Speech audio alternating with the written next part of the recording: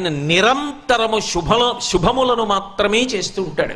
అసలు నిజంగా చెప్పాలి అంటే ఎప్పుడైనా ఎక్కడైనా ఎవరికైనా ఏదైనా శుభం కలిగితే ఆ శుభానికి కారణం ఎవరు అంటే శంకరుడే. నేను చెప్పట్లేదు ఈ మాట, శాస్త్రములు చెప్పే. శుభములన్నీ కుప్పలు తెప్పలుగా ఆయన పాదముల దగ్గర పడి ఉంటాయిట.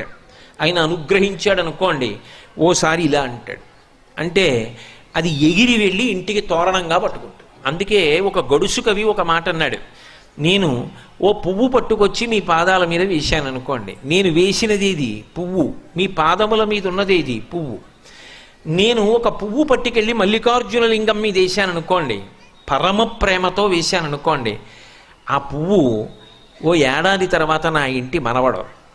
నేను ప్రేమతో వేసిన పువ్వు 2 ఏళ్ల తర్వాత నా ఇంట్లో మనవరాలు.